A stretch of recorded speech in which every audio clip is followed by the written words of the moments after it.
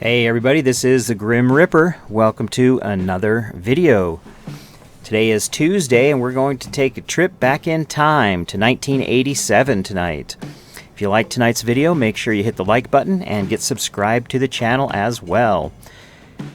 So our sponsor tonight is Debbie out of Illinois. She was kind enough to sponsor 6 packs of 1987 Topps.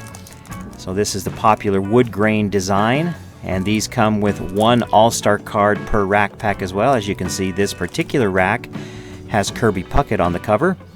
Now these packs have come from a rack pack box that is from a sealed case that I had in stock. So I just cracked that case today and pulled these packs out of the first box on top. So let's take a look at these real quick. I haven't even looked at them to see who's on the fronts and the backs. So we've got Puckett and Chris Welsh. And then we've got Glenn Hoffman there. And on the back of this one, there's a Junior Ortiz, a Frank Williams, and a checklist. Our second pack has Wally Joyner on the front in the All-Star spot. There he is, Wally Joyner. We've got Stan Javier and Charles Kerfeld. And then on the back, Hal McRae, Keith Moreland, and Tom Herr. This one has Lou Whitaker in the All-Star spot. Hey, there's the fish no one is fishing for, the trout. Tim Stoddard, John Cangelosi, Jackie Gutierrez, and Jerry Royce.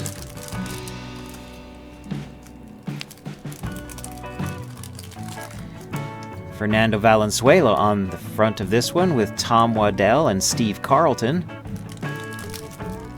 And on the back, we're going to have a Ron Darling, a 1986 Dave Righetti, and Ken Tuklev.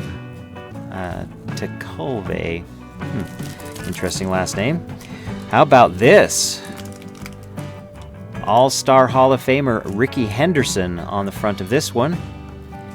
Steve Feierovid and Glenn Hubbard.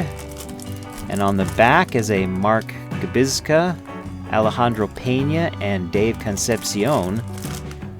So that's pretty cool. Ricky Henderson on the cover of that one. And another Hall of Famer, Cal Ripken, on the front of this one with Bill Kruger and Mike Trujillo. And on the back, there's a Mario Soto, a Hall of Famer Lee Smith, and Alan Anderson. So that's pretty cool. All right, let's get started on these.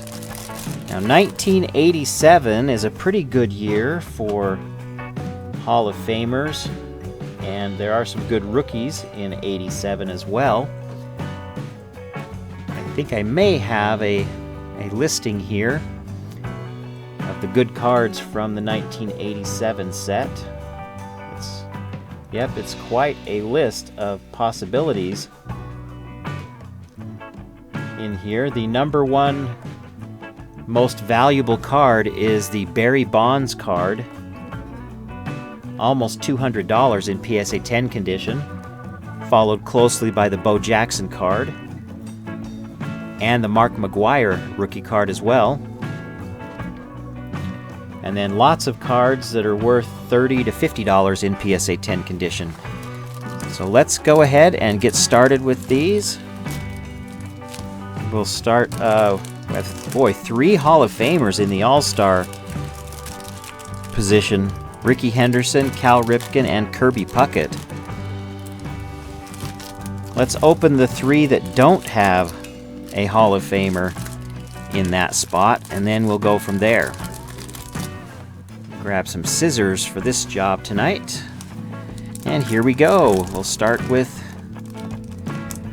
this one that's got Steve Carlton on the bottom, and we'll just open all 3 sections at once in each of these racks.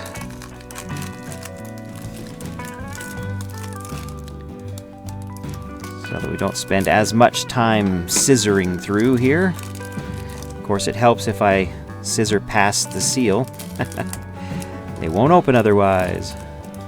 Here we go. We'll start with Fernando Valenzuela's pack. There he is, right off the top. Darryl Motley in the number 2 position.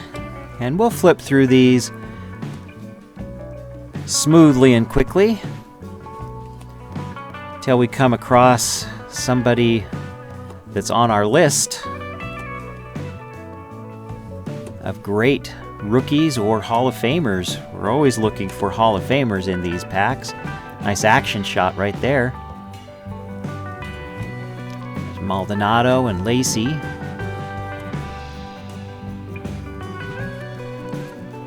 Okay, no Hall of Famers in that particular pack, or that section of this rack.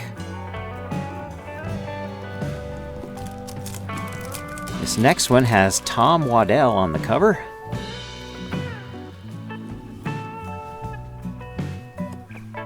Tom Nito. There's a Calhoun. We've also got, I think, yeah, the Barry Larkin card is in this set as well. That one's about a $75 card in number 10 condition. I went to my local card shop today to see if he had any 1987 stuff in stock. I was specifically looking for some cello packs because that's originally what was going to be opened tonight.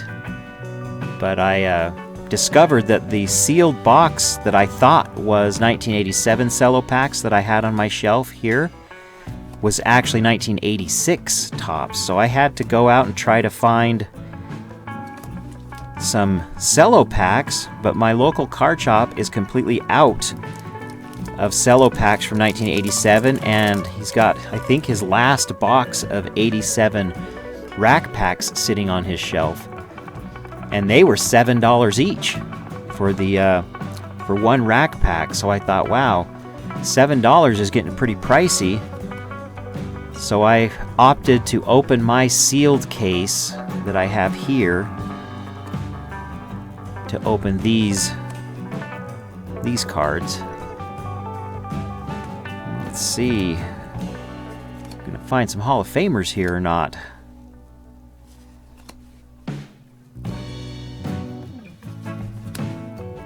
Nothing yet. Looks like all of our Hall of Famers are on the All-Star part. There's a turn back the clock Reggie Jackson. Maybe that will be the primer that gets things going here. We'll sleeve him up with a penny sleeve. Turn back the clock to 1977 Reggie Jackson. And it gives a nice little story about him on the back if you want to pause and read through that. Get some highlights of the 1977 season with Reggie Jackson. And we're going to have Phil Niekro, another Hall of Famer right behind the Reggie Jackson. It's a nicely centered Phil Niekro. Give him a penny sleeve. Take a look at the back. I sure liked it when the companies put all of the stats on the back for every year that they played in the major league. So this guy, 1964 to 1986 stats on the back. That's pretty cool. All right. Got Eorg. There's Ryne Sandberg. Okay. We ended up with 3 Hall of Famers out of that one section of the rack pack. That makes up for the other 2 that didn't have much, in the way of Hall of Famers. So there's Ryne Sandberg. A few years of stats on the back there. Nice looking card. So 3 Hall of Famers from 3 sections of the rack pack, and we're going to end with the Kent Tekulve, I guess. I don't know how he says his last name. All right. Let's move on to number 2. The nice thing about the rack packs is you don't have to worry about gum stains or wax stains. Every card is stain-free, Sometimes you do get corner dings in the rack packs because the cards are not held as securely as they might otherwise be in say, a wax or a cello. So there is some trade-off there, the chance of more damage to the cards. All right. Let's start with this Steve Trout stack. See if the Steve Trout gives us any luck in this fishing expedition. There's a Sellers and a Davis. Do like the action shots, for sure. Jones and Nelson, now that's a White Sox player for you. All right. There's Hall of Famer Eddie Murray. Not the best centering on that one, but a Hall of Famer nonetheless. So we'll give him a sleeve. Try to sleeve these up right as we catch them. Eddie Murray on the board. All right, there's a Bill Scherer. Well, we've opened 4 stacks, and we have 4 Hall of Famers on the board. So does that count as batting 1,000? So far, I think it does. Here we go. Tom Stoddard on the front of this one. There's a Dave Schmidt, White Sox player. Who else will we find? There's another Sox player, Jerry Hairston. Hey, how about a Nolan Ryan? If you're going to get a Hall of Famer, there's one to get right there. Nicely centered. That one corner has some extra on it. It's not a dinged corner. It just wasn't completely cut off. So I don't know how they would grade that. It's not damaged. It simply just wasn't completely cut off. Interesting. Now that corner is actually quite strong, just not a sharp corner. But Nolan Ryan in PSA 10 condition, a Nolan Ryan card from this set is normally an $80 card. I don't know if they'd count that as a 10, where that's a uncut corner. Kind of an interesting dilemma on that one. I'm going to top load him because he does carry nice value. And I'm going to put him front and center right there. Nolan Ryan. Excellent find right there. We've still had, on average, one Hall of Famer per section now from these rack packs. Continue down through this one. Here's Al Newman, Flanagan, Bob Ojeda, and Lou Whitaker. Any more Hall of Famers? There's a Hall of Famer, Jack Morris. This one too has that little hanging corner right there. Not a dinged corner, just a not quite cut off corner. But he is a Hall of Famer. We are one Hall of Famer ahead in our odds now with that Jack Morris.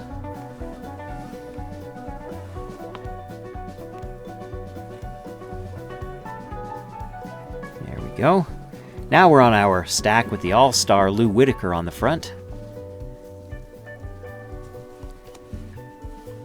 See what other Hall of Famers we can find. There's a nice Darryl Strawberry. He's a popular player from those days. In fact, that Darryl Strawberry card right there in PSA 10 condition last sold for $45. So we're going to sleeve that one up.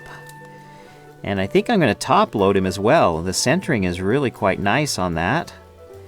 And with that kind of value, we certainly want him kept in excellent condition. So I'm going to top load Mr. Strawberry right there. Not a Hall of Famer, but popular enough that his cards carry some value. All right. Finish off this stack. See who else is hiding in the mix.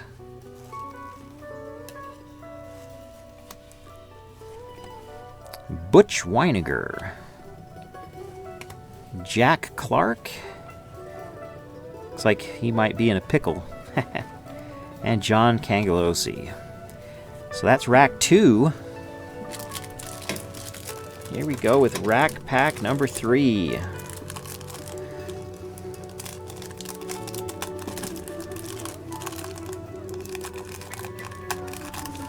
Boy, I'm kind of torn if I want to tear open those with the Hall of Famers on the All-Star portion.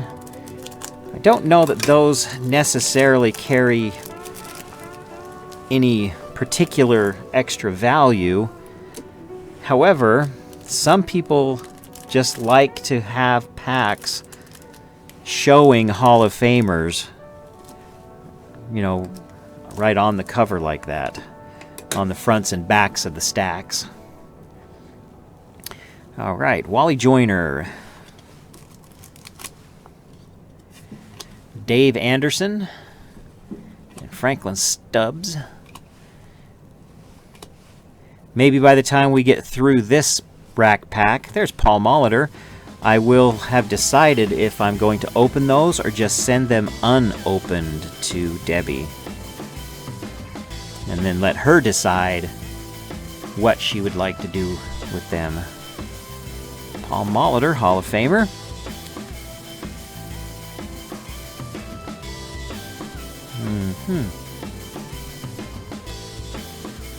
See if we have any more Hall of Famers in this stack. How about another Darryl Strawberry? You can't go wrong doubling up on that one, and this one has 4 nicely cut corners and is well centered. That one could very well be a high grader. Mr. Darryl Strawberry, welcome to the party. Twice. You and your clone. There you go. 2 strawberries. You've almost got a strawberry patch going on here. All right, let's finish off this stack with Hal McRae.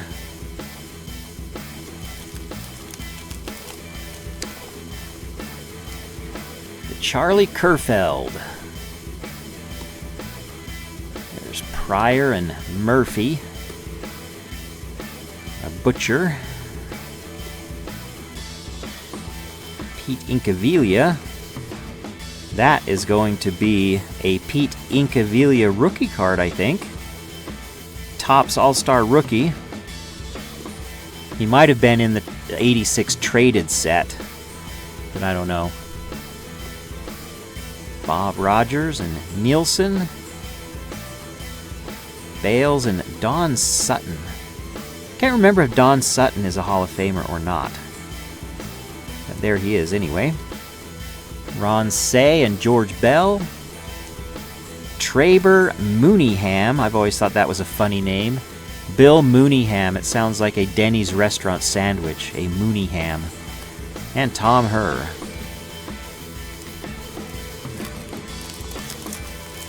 Third stack from the number 3 rack pack. Stan Javier off the top.